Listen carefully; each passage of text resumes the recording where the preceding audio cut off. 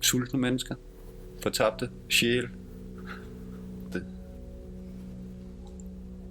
Altså haven efter en borgerkrig i et land, det er ikke så kønt.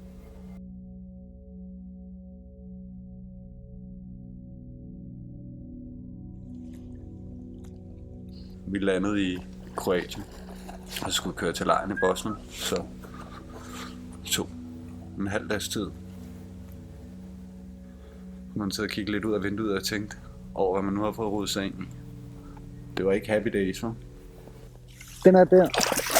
Og der.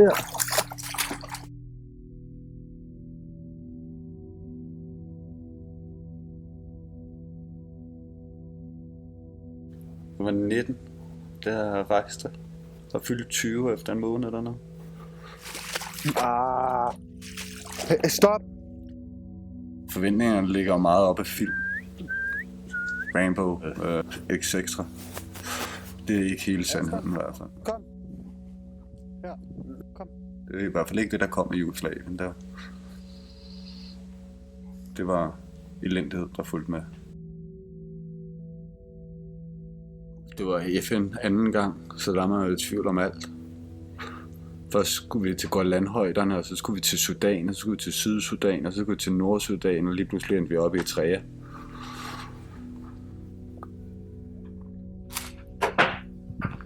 Til, hvad kalder man det, hjemkomstfest. Sagde min faster, jeg havde taget skade, og så blev jeg sur og gik på druk i et par år. Nogle af mine kollegaer sagde, at det allerede skete dernede. Jeg opdagede det selv 8 år efter. Jeg var ved at dø af druk.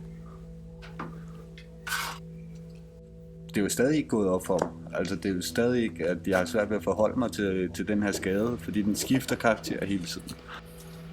For mig betyder det jo så også, at jeg er på en førtidspension. Der gør, at jeg ikke er en del af et fællesskab, en arbejdsplads, som andre mennesker. Tillykke med dit nye arbejde som førtidspensionist. Det bliver hårdt. Det bliver hårdt og stressende. Så afslutter du det hele meget hurtigt. Tillykke med det.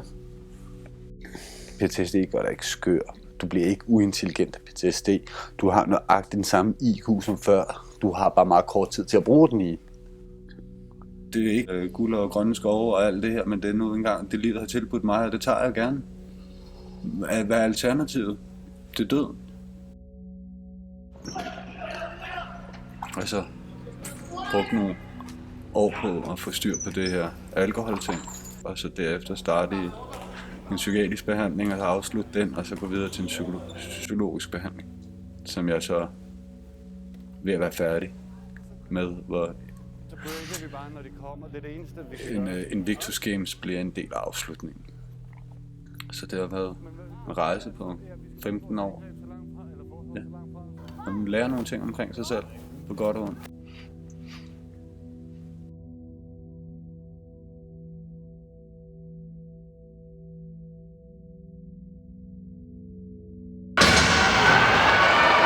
And Denmark are back across the line. They score.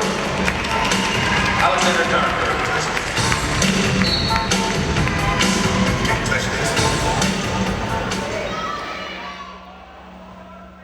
Jeg har savnet den her 12-ånd, og den har jeg fået på fuld skrab.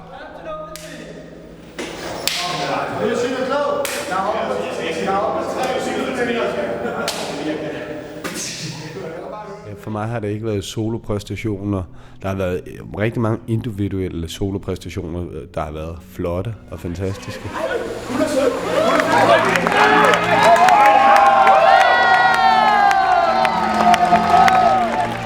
Men jeg kunne ikke klare mig igennem de her kampe uden støtte for de andre og omvendt. Se folk, der er tripelamputeret eller dobbeltamputeret, og gå ud og lave nogle præstationer, som egentlig ikke kunne lade sig gøre. Mange af de her drenge har fået at vide, at de ikke kommer til at gå igen. Og for mig har det været en stor ære at få lov til at stå med dem her. De er sgu nok nogle af de sejeste mennesker, jeg kender. Eller det er de. Jeg tror ikke... at jeg kender nogen, der er mere løst til livet end dem. Så er det flot.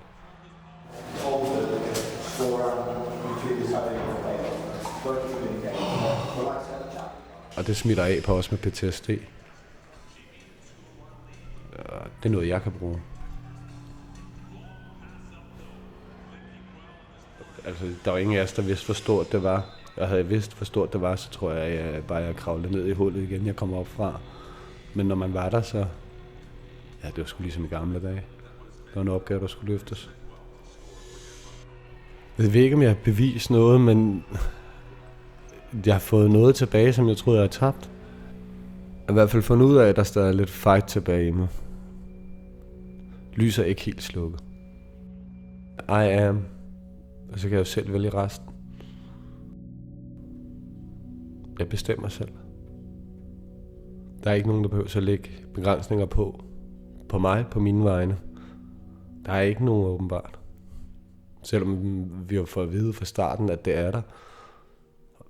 Folk får at vide, at de ikke kan gå igen. Folk med PTSD får at vide, at de ikke kan komme til at være sociale igen. Der er ingen begrænsninger.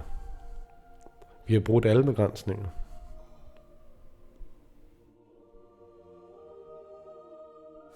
I am a soldier. I am a veteran. I'm a father. I'm a mother. I'm a son. I'm a daughter. I'm unafraid. I'm unbound. I am Invictus. Det betyder, at du ikke har nogen grænser. Selvom der er blevet sat nogle grænser for dig, så er de til at bryde og flytte. Og blive ved med at kæmpe og rejse dig op. Og kæmpe videre igen og tage det, du gerne vil have her i livet.